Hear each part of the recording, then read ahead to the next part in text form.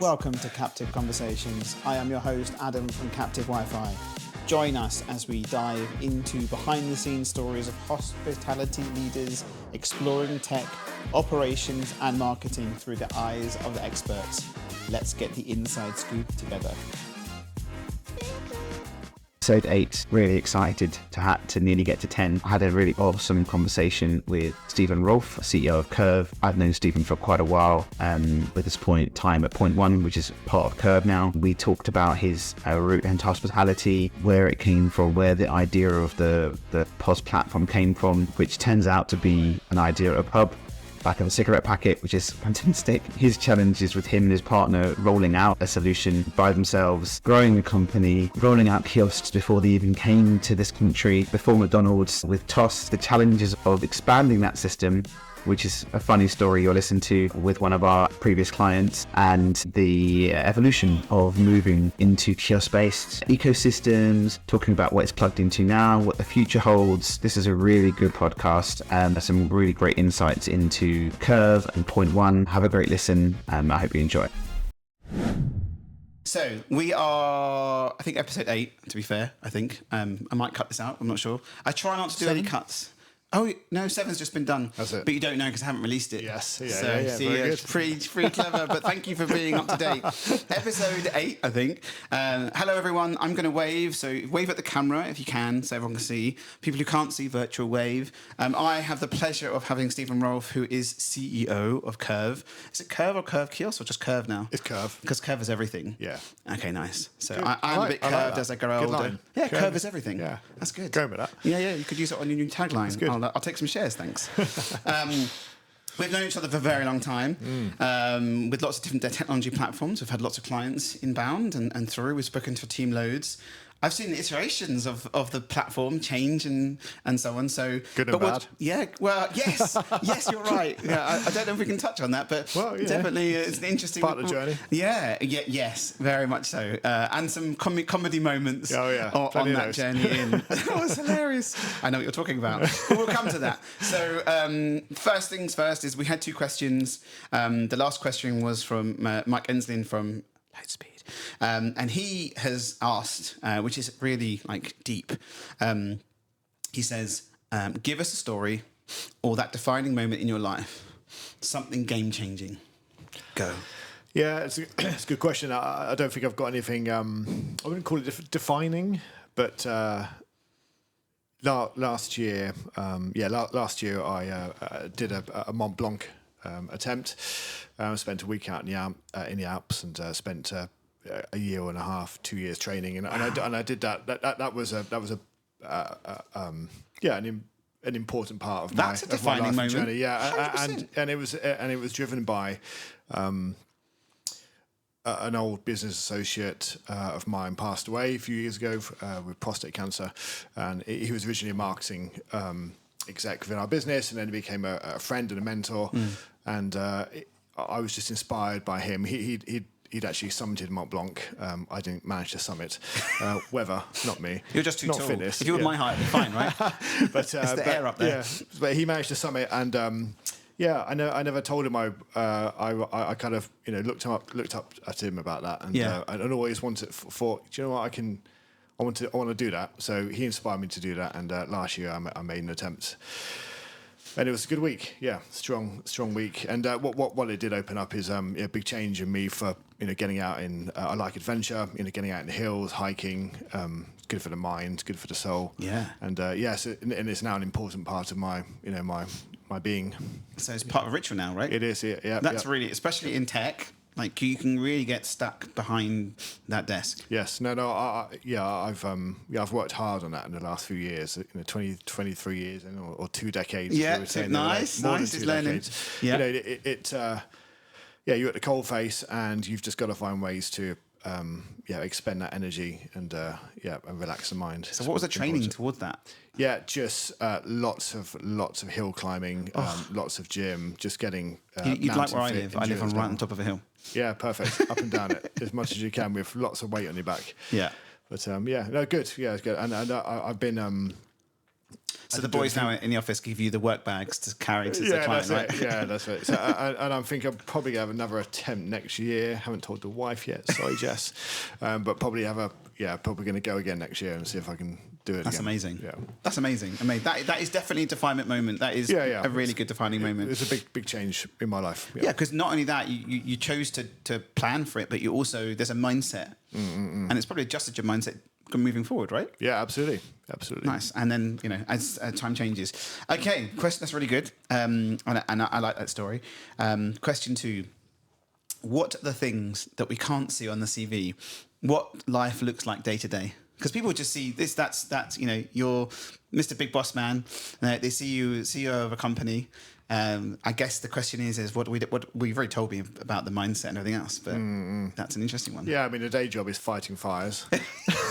Let's not beat around the bush. Yeah. I mean, it's all encompassing, isn't it? And I do all the normal stuff that you expect a CEO to do. Meeting with the departments, keeping everyone on the right path, and dealing with meeting customers and some selling in my spare time as well. But when I'm not doing all of that, the day job is family and looking after 3 teenagers and ferrying them around in the car. That seems to be what I do. I probably do more than that than I do actually work these days.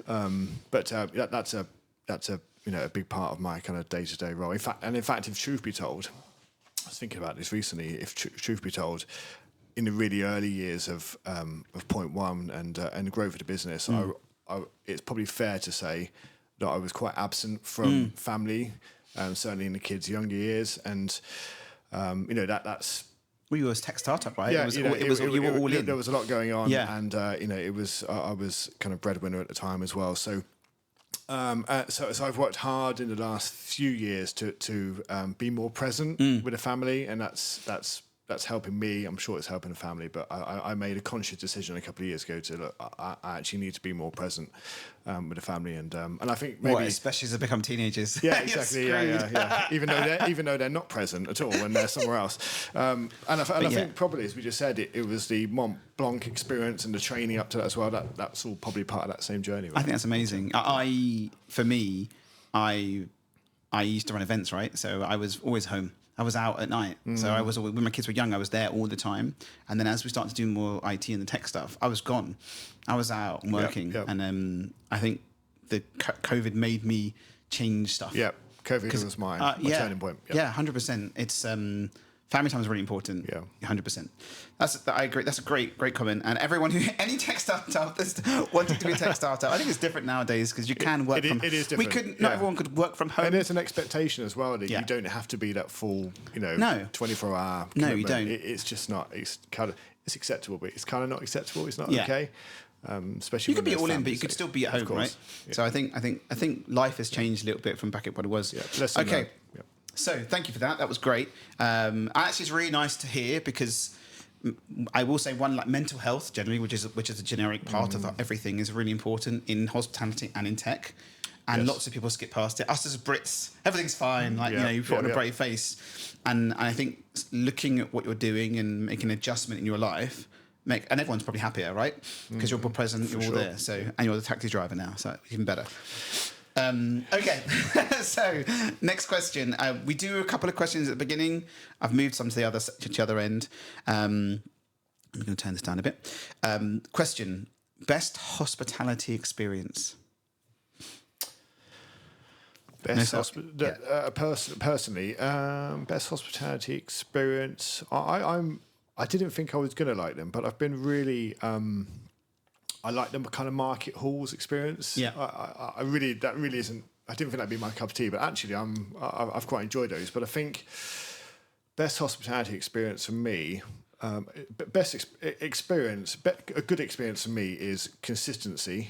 And quality. They're the two things I look for, and I think if you want me to nominate an operator who I think has nailed that, go for it. That is Hawksmoor. Yes, I really think they've nailed that. Particularly the shout out to the Canary Wharf site. But I mean, just that it's just an amazing experience. Not just food, the whole dining experience. They do hit it on the head. I think what they do is epic, literally epic. Yeah. I think the training there is pretty awesome. It must be. Home address for my voucher. By the way. Thank you. In the show notes, I'll put them in the show notes too to their experience. No, I have been there, and I have had other people say that generically the experience is, and they're big sites as well. Yeah, and every time you go back, it's exactly the same. Yeah. It's always as good as the first time you went. Yeah, I agree. Paul Goodman's, eh? Yes, well, yeah. But they're good too. Okay, best hospitality tech, and there's no self noms here, so not your product. It's interesting. Something that plugs in maybe, or something that you've used. I think out of first hand, something I've used. Nothing really springs to mind. I'm not. Even like abroad, or even like hospitality. It can be airports, it can be anything really. So, what's something that you've been to that potentially has like, oh, that's quite good, or hospitality? Yeah, I mean, if I'm honest, there's Nando's is ordering app in restaurant is good. I think it's Vita Mojo's. Yeah. I think it's very good. Yeah. Really enough, I've never used it. I always walk. Walking up to it's really good. Just the old, traditional. What is old school now? Scan a QR code, place your order. Web app, download the native app. But it's a good experience. It works every time. It's never failed. And good shout out to Vita Mojo there. You're a bit of a Nando's from your fan, nice then. competitor. I like Nando's once a month for the sales team meeting. It's okay.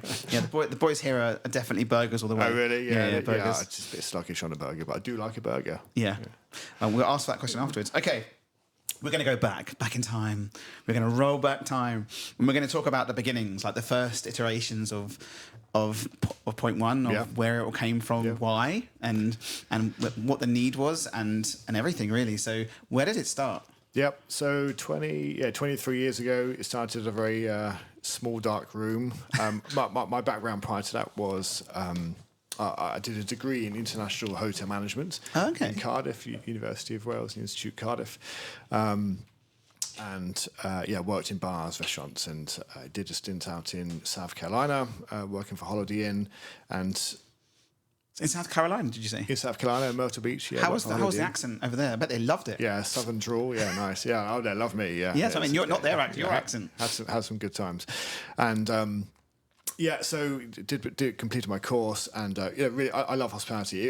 And really, even before that, ever since I was a young boy, I wanted to be a hotel manager of some 5-star luxury resort in the Caribbean. That would have been my ideal job.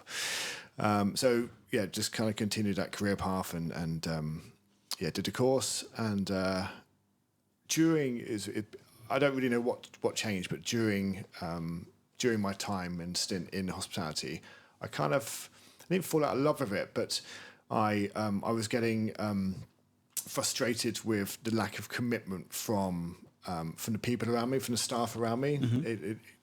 If I do something, I'm all in, and I'm giving it. But it doesn't matter what the paycheck is. Yeah. It doesn't matter whether I own a business or not.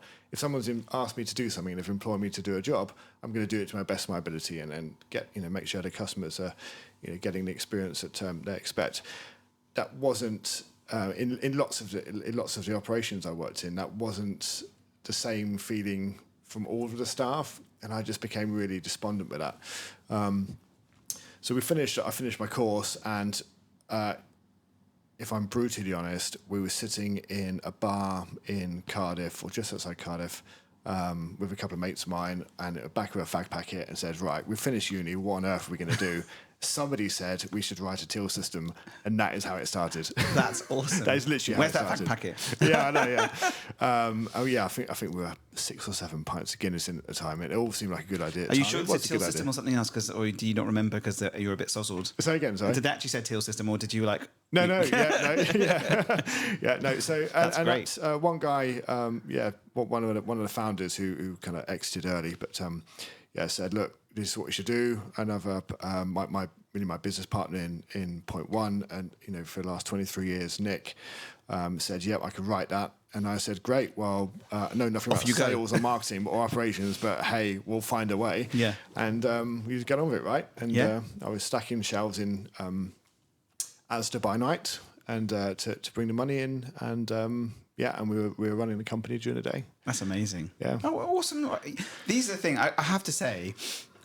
You are so humble. We did the little content of the show. There's just so much story behind it. You don't tell people. We're telling people now, which is great, and we're sharing it. And everyone, I've managed to get him to tell, which is finally. It's My awesome. marketing team have been talking about this for 20 years. Like with a ruler, going, tell people actually why it created, because it's interesting. You created it just on a whim, but then you created an ecosystem. Yeah. So we were innovating early as well. Yeah, super early, but we'll come to that. Yeah. So okay, fine. So Nick's coding during the day. You're stacking shelves at night. Yeah. And then when was the first piece of like? Yeah, a success or alpha, I guess. Yeah, I mean, we had like an MVP product, which really didn't work. What was the name? It was 0.1. Was it from start? Yeah. Nice. And we launched this product at the restaurant show. I can't remember what year that was. Would have been 23 years ago. And I think that was at Earl's Court. Might have been Earl's Court. Anyway, so we launched it at the restaurant, picked up a few leads, and I just ran around the country just trying to sell this thing. Managed to get some sales. I was doing the sales, and then 4 weeks later, I'd rock up and do the install as well, and then I'd do the training, and then when it went wrong, I'd do the support as well. We ran like that for a few years until we managed to get one or two buds on. And listen, we got it all wrong in the early days, but you have to, right? That's really important. The best thing is making mistakes. You have to fix it. You cannot be afraid of making the mistakes in the growth. It's the only just way don't to do it when you have 1,000 customers. Yeah, I've done that as well. Yeah, listen, you don't always get it right, and the key to that is just is learning and improving where you can, and getting it right most of the time. That's important. We just and then you scaled up from there. Did you have lots of local support?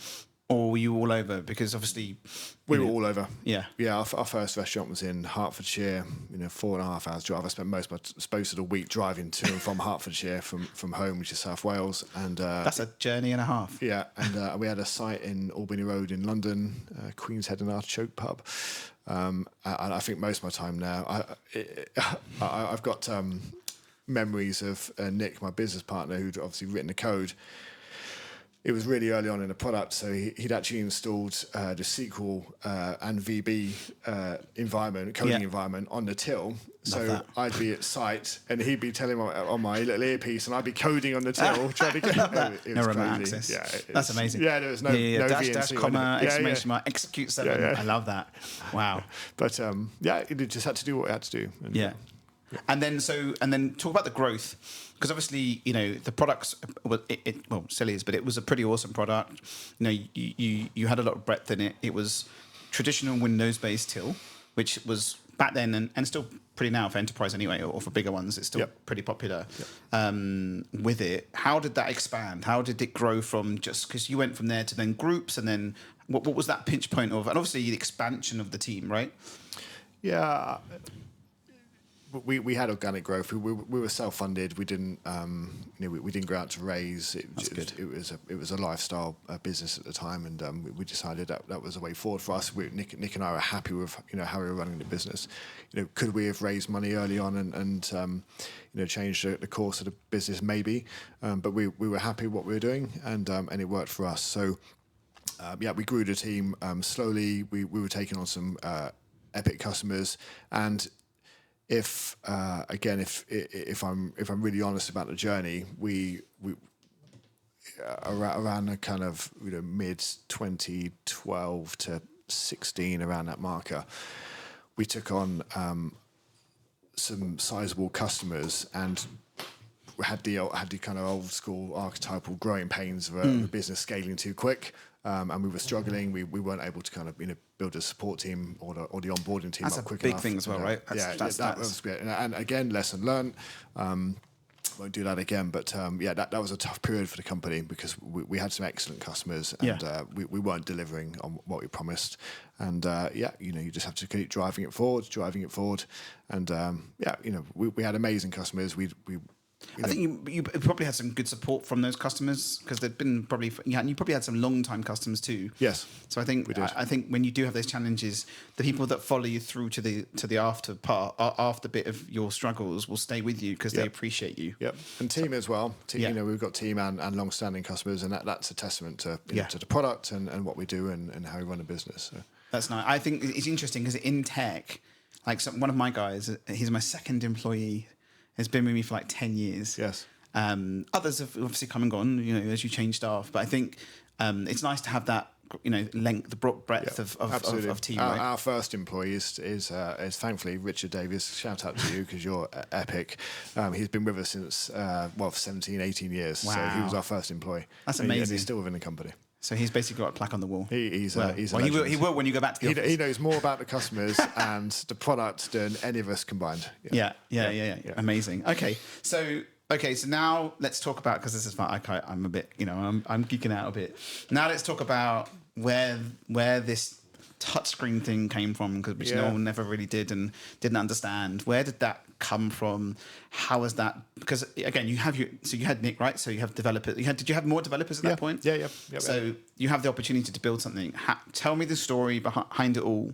I just where it came from. We're talking Kiosks now, right? Yeah. Because POS is great. You've grown the company now. Yep. Unless I'm missing anything, but I think we're at that part of the journey, or is there more to share? Yes, no. Just normal. I guess it's integrations as well, which you probably built as well throughout the. Yeah. I mean, integrations became an important part of the business. 20 years ago, API integrations didn't exist. No. I mean, we were at the beginning of writing API documents and.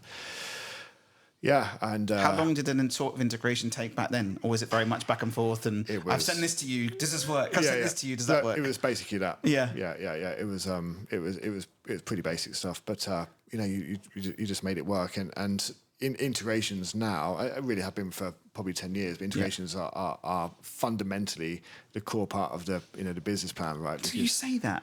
So I speak to people with different platforms, and they ask their provider, and they say, I've got this, I want to do that. Ooh. Yeah, so there's a cost of like 5K and then this, and then if they want to do it, and then there's this, it's not open. So we'll come to that afterwards. But sure. It's interesting now because platforms like yours that are open there's not a huge amount. Anyway, let's talk about Kiosk. Let's talk about the exciting part. So we got to Toast, right? Yes, we did. Yeah. So we were Toast's long-standing POS partner, and we worked with a team, and the team came to us in, I can't remember the date, to be honest. It seemed like a long time ago, but 2014, 15, 16. They came to us and said, look. Great job on the POS, but we now want to move to a self-service kiosk. McDonald's were just educating the market at this point, or we're getting there. Certainly in the US. Yeah, they weren't here yet when you. They weren't here. Definitely weren't here. They weren't here, and the team at Toast, put together, asked us to scope out this product. Yeah, we were certainly pro doing the project, but this it was a beast. It was a beast. It was a lot of fun and it was challenging, but epically rewarding. Yeah. Again, it wasn't without its trials and tribulations. We had live tech, one business. We weren't able to scale it. They were an early adopter by some stretch. I mean, we supported them becoming Europe's first and only at that point cashless self-service. Wait for it. I think you deserve that one. They do. They deserve that, and it was a great success. But we were pouring all of our dev and resource and know-how into making sure this worked for Toast. And I mean, I went to see some of the store. I even saw some of the tech of it as well. I mean, this isn't nowadays where there's just a credit card machine on the Wi-Fi, kiosk and a printer all integrated. This was a Samsung. There was Samsung Android tablet, printer, and credit card machine. But the printer and credit card machines were wired in, so you had the resilience. Yes.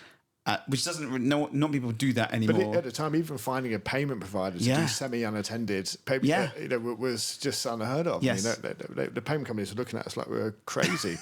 We're like, come on, we can do this. So we pushed hard, and we employed. I think we employed an Android developer to do an Android solution, but so it wasn't even web-based; it was actual app-based, right? It was it's an Android. Yeah, app. It was Android. Yeah, it's an Android app. Yeah, which makes it better. Well, not better, but even nowadays, there's still some that are just web driven. Yeah, right? no, it was definitely we'd taken the tech down the right path for sure. Yeah. And TOS were, they supported us on that journey. As I said, we had our challenges, but we delivered, and the whole TOS estate was running on this with really very little issue. They were taking I have to say, just a shout out to them as well, that the memories of me going in to a TOS, going on the kiosk, and then randomly being given a name, which was a pop star name or a movie star name. I think we did vegetables at one point. I'm sure we did food or vegetables, but then we did pop star. I remember being Justin Timberlake, and that was quite nice. So being someone screaming just Justin Timberlake at the top of their voice. But I think one really nice piece with that is that they had someone on the floor who was continuously walking around. Yeah.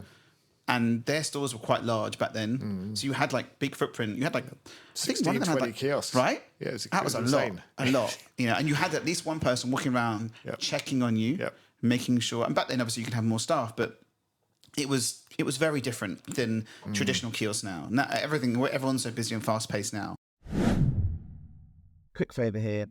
I'm just taking a quick break on the podcast just to say I would really appreciate if you can click the like or subscribe button. That helps us grow. We're very new, and I would really appreciate it. And on with the show. Yeah, and they're educators. They weren't.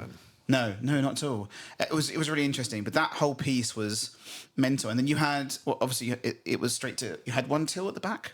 That sort of ran. One or two tills. Yeah. Because I think the delivery platforms maybe were just kind of edging in, so they were kind of running that via the POS and refunds and stuff like that. But they were fully self-service focused. It was amazing. I loved it. Yeah, I loved it. Listen, I am, and I know we are the team, really proud of what we achieved there. It was amazing. Groundbreaking. It was groundbreaking. The shame of it was that we couldn't leverage it, and we couldn't leverage it because in terms of new sales opportunities, because the market was way too early. Yeah. People were terrified of it. They were. Operators were terrified of it. We at that point we'd set out, as kind of Kurve, which is focused on, kind of self-service kiosk, because as we kind of, flipped the kiosk solution out of point one really into Kurve at the time, we were having to, put together, reports and data for the sector just to educate, operators as to what's coming and. So which point did Kurve pop out of point one? Yeah, so it was just pre-COVID. Yeah. COVID somewhat put a bit of pressure on that and put some closure. Bit of acceleration. Yeah. So it was a moving beast quite quickly. Kurve. Kurve as it is now, what was really born out of COVID with new tech. The challenge with tossed tech is it was tossed kiosk. Yeah. So everything we were doing was tossed. And I will come on to the funniest thing ever, which if you don't mind, I remember what you're going to say. We're going to talk about it, if that's okay. Yeah, it's good. We have a mutual client. We had a mutual client. It doesn't exist anymore. Who was it? Carve. Carve, yes, right, yes. on Tooley Street, the meat, yeah, the meat place, and we were doing the tech for it as well, and I remember they were early adopter for it as well, super early. We had you had 21-inch Android kiosks running on it, and they had totem poles that they'd built to. I mean, this is before Leon even started their journey. Oh, yeah. And it was awesome. But I remember really funnily being in one of the kiosks, and it was like. Tossed error. And I think I might have called you and was like, dude, why is the kiosk saying tossed error? It's the same freaking application. The APK just internally and all the URLs for the API, they were just called tossed. I mean, it was we built it solely for them. So I love that. To be fair, it did work really well. It was really interesting. It just wasn't scalable. That was our challenge after that. It just wasn't a scalable product. We designed it completely around what it was a project, right? Needed. Yeah, exactly. So out of COVID, we that got reinvented, and the early part of Kurve as it is now. Actually merged with an existing Android-based POS tech, which was owned and headed up by the great Alex Payne, still in the business, and founder. So it was a separate POS already. It was an existing tech stack, of POS, and kind of small to medium-sized businesses, lots of pubs and bars and whatnot, and essentially convinced these guys that, look, there's a mass opportunity here. Yeah. We need better tech, and let's make this self-service focused and really drive to put your POS tech stack. So that was absorbed into the Curve product, really merged into the company, So then you had front end and back end rather than just, because there are some obviously platforms out there that are only kiosks, right? So then you have limitations. Curve, right back in the day, was plugging into the plan was to plug into existing POS systems, but that was never really going to work. I don't think. You really have to be able to offer, certainly small and emerging operators got to be able to offer them their own POS end to end solutions. So. Yeah, no, 100%. I think there's a challenge, right? I think if you've got an existing system and you don't want to change, then when people are looking for kiosks, but if you're looking for ecosystems all in one, that's where you are. Yep. And then what was there a big turning point? Was there a big customer was like, what was the first sort of like hit with Curve? Like, what was there like not a defining moment, but like a customer were like, oh my God, this is like flying? Yeah, I think Avocado was probably our first in central London. So, again, a relatively early adopter. I mean, they came out of COVID and restructured the business and just realised very quickly, with all the other cost pressures that were coming down the road, that they had to find another way. And the other way was driving their labour costs down. It's less than 50%, probably more than what it was when they were pre-COVID. So the introduction of the kiosk enabled them to do that. So it's paying for itself, overnight, right? Yeah, absolutely. And then without all the other benefits of increases in average spend and efficiencies and stuff that the operators and the market's well educated on now. So hold on, not everyone is an operator listening. So give us some little stats on average spend on kiosks versus. I mean, pick them out. All sorts of numbers are flown around by all sorts of companies these days. I think if an operator if you're looking to move the needle, you've got to be looking at 15 to 20% increase on an average kind of basket. Yeah. That should be perfectly acceptable. If you're not achieving that, then there's an issue with the UI and the flow and the product flows and the design. It's not working. So that's a given. McDonald's was certainly hitting that in the early days, and more probably. Yeah. And then you've got labour savings and as with lots of reports from. I guess you also have less maybe mistakes made, because if you've got production line traditional, right? Yeah, all of that gone down. I mean, you've got to the point now where the sites don't even need POS systems really. I mean, they just have we tend to just kind of put a POS system out back, just to deal with the odd error that happens or the odd refund. But it's driven all of that error down, and people want customization. They want to be able to, their brand. They want their brand, stuff. right? Yeah. So where did you work with that? Where did that go? Because did you have someone come? Did you go, this is our kiosk, or was there a defining moment when you were like, actually, we need to change it to make it in brand for the customer? Because it's all about the customer's experience, right? Got the first thing they see when they walk into a venue is that kiosk. Because you guys do you do videos as well, right? Yeah. So when did it change to that? Because obviously it was starting off with kiosk. Was there a moment where the team or someone was like, actually, you know what? Or was it a client? How did that work? Because I find that I don't think so. I just think that was part of the kind of the early R&D around a product. I mean, the beauty of the Curve stack is that we are one single platform, which is delivering your POS, delivering your self-service kiosk, and delivering your order and pay up. So you're just running one cloud database across multiple sites.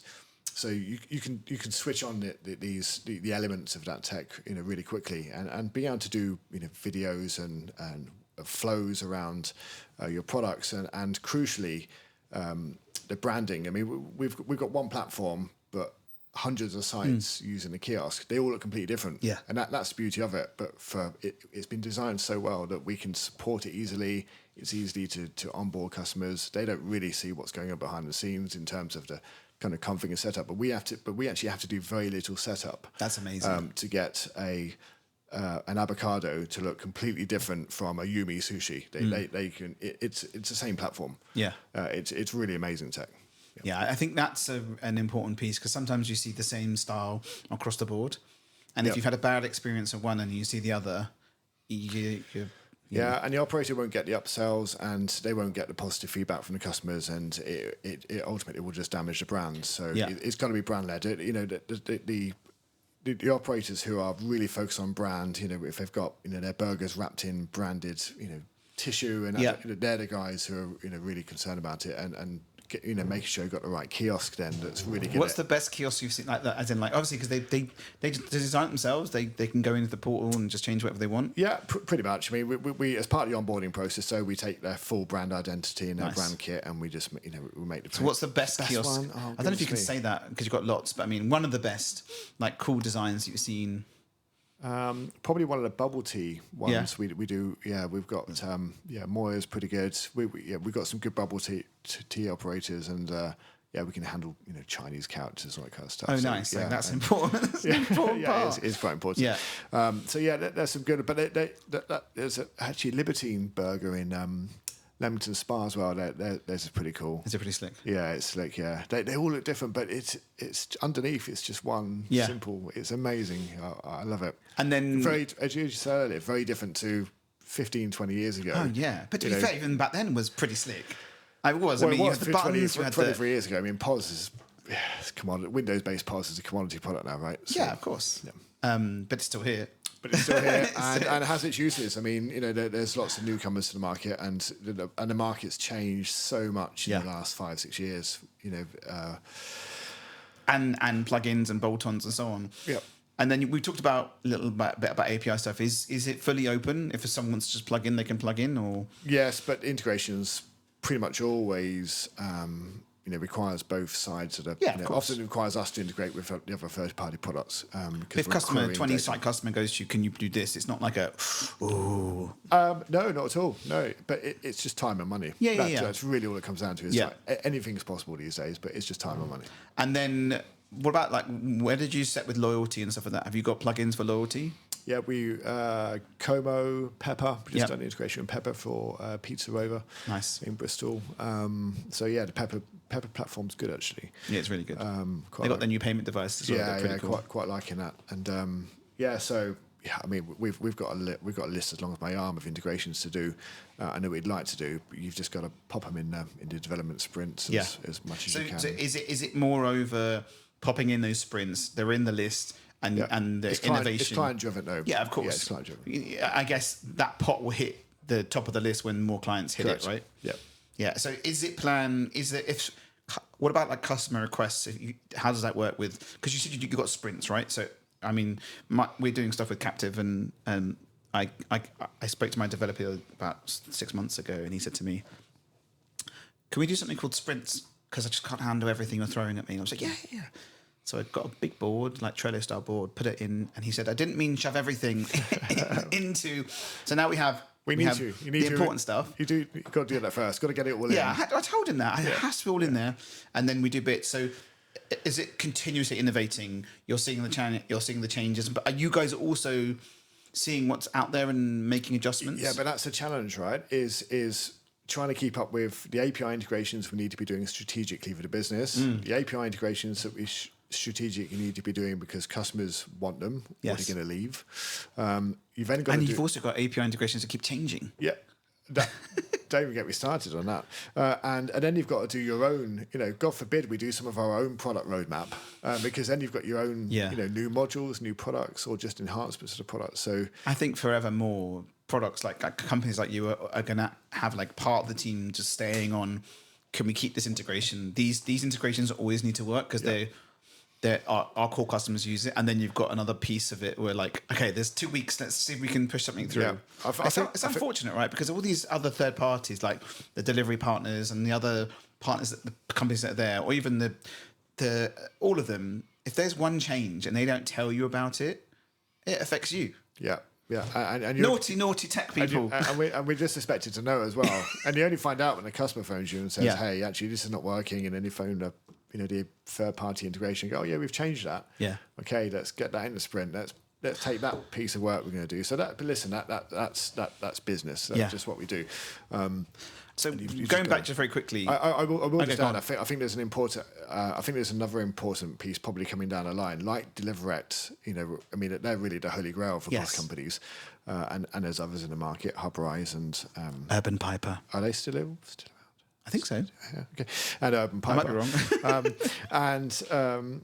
they, I can see certainly in other sectors that we work in, those type of kind of middleware platforms are becoming a bit more to fruition as well. So I think we could see more of that, which will really help the POS. And then Order by Google isn't really here yet. It's sort of here. Have you looked at that part of No. Yeah, because they're not really launching here. It's in America and Australia. Have you used it? I've not. So if you go on Google now and you do order, it will just show you the company's website, and it's a bit pants. Yep. There are some platforms that do it, but it doesn't really show you the value of it. The true value is Order by Google. The menu comes up and all looks nice, rather than it taking you to an order page. And that works now. But in the US and in Australia, you can go into Google and go burger place, Libertine Burger, for example. You go there, press Order by Google. In Google, it will bring the POS menu up, and then you can order through. Wow. But then obviously the delivery part is probably only collect, unless your platform has the integration into delivery point, which is another conversation. Interesting. Overall, but it's not here. I think no one's really adopted it here properly. No. I haven't really seen it work here at all. I've seen it at a few brands, but that's an interesting piece of one of the other guys we spoke to from Australia have that plugged in and it works well over there. Okay. But no one's adopted it. It's weird. We're ahead of America. Yes, way ahead. Yeah. Way ahead. 15 years ago, I never knew that. I just always assumed they were ahead of us, but it wasn't until we started doing the Kiosk project work as well that you just suddenly realise that, especially payment, right? Yeah. I think 40% of payment providers aren't PCI compliant over there. Unbelievable. And because each state has different laws, so like California, you've got GDPR, sort of a GDPR, but others don't. And it's crazy. I had one of the guys over there who does installs for POS. Shout out to Dan Diaz from F3 Technology. Hi, Dan. He's got an awesome company. And he was at the show last year or the year before. I don't remember now. But he said, "You guys are so backwards." And I nearly fell down and started threw a tantrum on the floor. And I was like, "What do you mean?" He said, "You guys still have Windows POS. We don't have any Windows POS anywhere." Wow. We've got Android POS and stuff, Yeah. but which is interesting. We do have Windows POS, but we are. I mean, the payment system here. If you look at all the integrations that you probably do and everyone else does, that's now out here, it's light years ahead. But Australia adopted the QR code before us, before COVID. Oh wow! Okay. So if you go to Australia and walk into a restaurant without a QR code, they get angry. No way. Because they used to, and it's interesting how that's fully adopted here. I mean, I speak to customers all the time. But only driven by COVID, probably. I wonder if for here, over there, it was already out before, way before COVID. Wow. It'd been, you got me and you and Mr. Yum over there who had already released it, and it had working, and it was adopted, and they went through the challenges of people not liking it, and now it's fully adopted. But over here, it was adopted for COVID. So people still do the order process order, but not everyone likes it. No. So, because I think it brings back my memory. I don't mind Kiosk though. Kiosk I'm really happy with. Yeah, I actually don't mind ordering payouts, to be fair. I don't, I mean, there's a time and a place for everything, but I don't mind them. Yeah. Quick one to interrupt the podcast here. If you have the opportunity and you are free on Wednesdays or Fridays at 6 p.m. UK time, there is an awesome group called Digital Hospitality on LinkedIn. If you do a search for Digital Hospitality or Cali Barbecue Media, we need more people from the UK to come and join us. Really great community. Would love to see you guys there. Lots of guys from the US, some people from here, hospitality leaders. It'd be great if you could join us, and look forward to seeing you there. LinkedIn Live. So we can sort of talk about challenges. You've had a lot of experience. I think one of the challenges was when plugging in, when exporting out of point one, starting Kurve.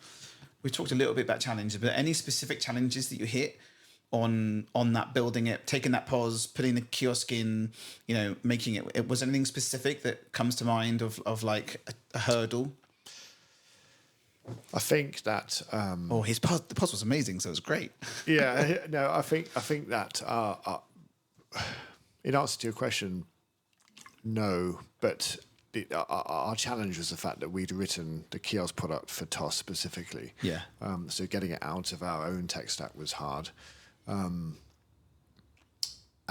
that was probably a whole for the new, because you talked about the new POS that you sort of ingested. Yeah, I mean, so the new Kiosk journey's been relatively straightforward. Nice. If I'm really honest, and that's a testament to the tech. What's underlying, and it's a full Android, house. It's much more scalable. It's more reliable. It's easy to support if you're using the right support tools. We use SOTI for remote management. If you've got that infrastructure in place, it's really reliable, and it means you can do some really great things quickly. So I think we've not really had to date. I think our biggest challenges have just been around integrations we talked about, and there's lots of people that said that they wish people just open up, because I think the challenge you have is if a client X says, please can you integrate, and you're like, yeah, we can do that, and they might budget for it. When you go to the other side, if they're not open, because not everyone is open, there is more, then you got stuck with, okay, well, they're saying it's this, we're saying it's this, and then you sort of get stuck. I think that's I can't see us getting out of that world for some time. I've got an API for the Wi-Fi. Okay, so the future, really. So we're coming towards the end, which is a really interesting, and I love the story, by the way. So this, I'll give you some snippets afterwards. But future trends. So my little comment here was looking ahead. What are some emerging technologies or trends in hospitality tech that you find promising or are particularly excited about? Or what are you guys doing? What do you think in the next 5 years or so is coming? You've got the Amazon style shopping experience where you can sort of walk in and walk out. I don't know. What do you think? Because you've been there. You've seen it from the emergence of kiosks, and then building that product, rolling that out. What do you see the next iteration? I think we've got some way to go with kiosk deployment. I don't think we're in that journey. I don't honestly believe there's anything game changing on the kiosk front. I mean, people are talking about retina scanning for logging in and payments coming from the east. No, we're not going to see any of this for donkey's years, if at all. So I can't see anything coming game changing on self-service kiosks. I think there's loads of room for growth in the sector, and other kind of non-traditional QSR sectors as well. So and obviously that's areas we're strategically working on at the minute. Is there anything you that's in the dev shop that you can maybe share? I don't. Or he's not allowed. Nothing. There's a couple of things. There's some couple of things around kind of AI and reporting. That, I mean, I do really want to mention AI because it's just machine learning. But, so all it is a big database with some very clever scripts. But there's a lot. We're going to see a lot of development in that space. We look at guys like Nori who are doing some really epic stuff around that. Good, and you guys plugged into good product as well. We're just working on that for Point One and for Kurve at the minute. They've got a good solution there. So there's going to be some growth around that. I don't think we're fully immersed in the AI space yet. There's too many other operators who are quicker to market than we are in terms of some of the noise style solutions. So it's probably best we let them do what they do. And they've got when you get round seed round funding in the market, that's right. Like how? Yeah. So and as I said, just go to Silicon Valley, mate. They'll put the Welsh accent on. They'll fucking love you. That's it. So we've got. There's a lot of stuff we want to do on kiosk stuff, so we've just got to get our head down and focus on that. And the way you are now is you have a solid product. And you just said it's an all-in-one platform rather than having to plug in all the rest. And then you have the plugins if they want them. Because some people are a bit like, you might find an operator will come in and go, I love this, but I want that and that. And if you really plug into it, then they're winning. So that's really good. I think there's lots of interesting things coming. I think I was talking to a friend of mine who's a Bitcoin expert. He's loves a bit of Bitcoin. And we were talking about blockchain. And blockchain technology. I was actually just about to mention blockchain, but go on. Yeah, well, I in my kind of spare time, I one of my hobbies is just kind of collecting wine and champagne. That's just something I enjoy doing. And just recently, I've been reading about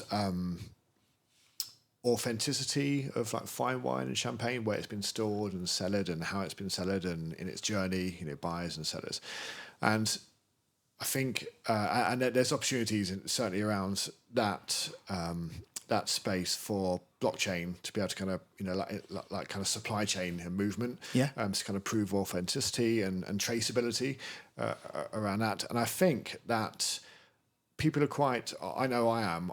I get quite concerned, not concerned, but I make it.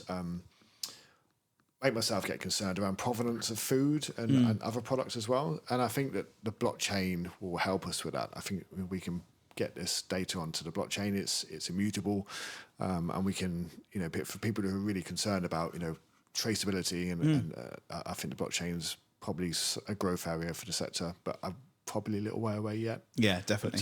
But, definitely some areas. But talk to me about. So he was saying to me that I said to him, I've seen people putting on their websites that powered by blockchain technology, and he said to me, it's snake oil. It's complete snake oil. It's just a freaking database. If you see a company that says based on blockchain technology, it's just a freaking SQL database sitting in the background and they're just using the name. He goes, there are very few companies that are really working on blockchain. There are some proper companies working out there, but he said to me, it's snake oil. Don't listen to them. Ignore them. So it's very interesting how, like the AI train. You could attack an SQL database and change your data. You can't do that in a blockchain. No, you're right. Okay, I may have put in SQL. He may. I don't remember what he said, but it's interesting how people are using it. You drop the AI name, powered by AI, but realistically, it's a bit of machine learning that's just, or it's a bit of, smart analytics. Yep. Realistically, so I think a learning curve for people who are listening is if something says powered by AI, really look into it because it might not necessarily be that, right? Agreed. So if it says ChatGPT, then it's all good. That's it. I'm yet to see some real hardcore, day-to-day use cases for AI. I'm sure there's lots out there, and I'm sure there's lots of big, tier one companies, using AI to mine data and ask questions around the data.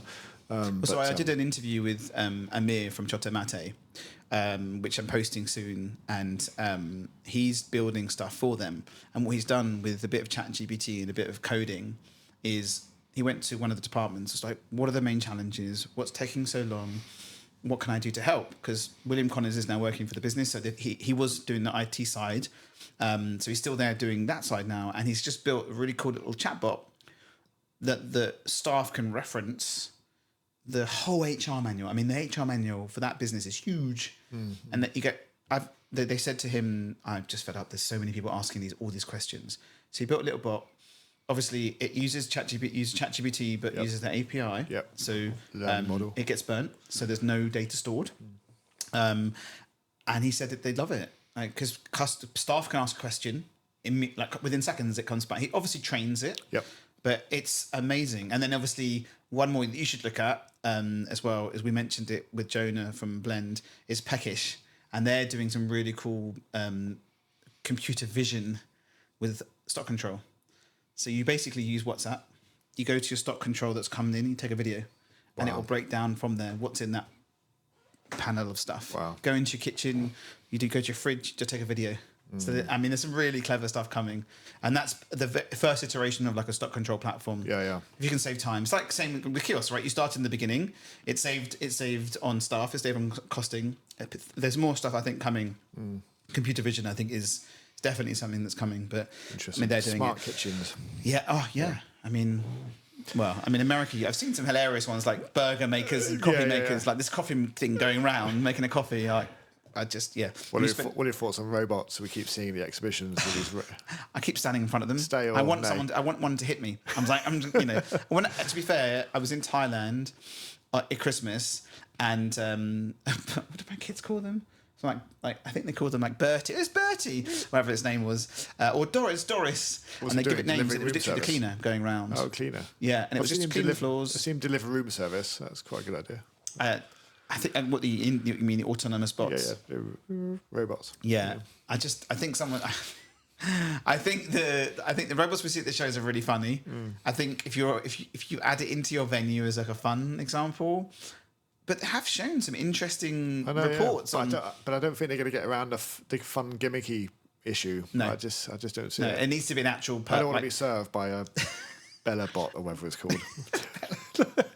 No, but you know what? I think there's a place in Dubai where the plates come down from the ceiling. Oh, that's cool. And it comes on a rail and just ends up on the table. That's different. That's next cool. level. That's taking your sushi travelator to the next level. But yeah, no, I'm not up for bots. But I think it'd be interesting to see, technology that way change. Yeah. looking at Boston Dynamics giving a restaurant a bot to just go deliver food. That would be amazing. Check out Boston Dynamics, everyone. Okay, we're coming to the end. I appreciate you for coming. Thank you. Thank you. The questions we have are, and these are the last couple of questions. Best burger. Yeah, best burger. I like burgers. I'm a little bit of a connoisseur, massive foodie, but burgers are definitely up there. They'd probably be on my last meal as well, burgers.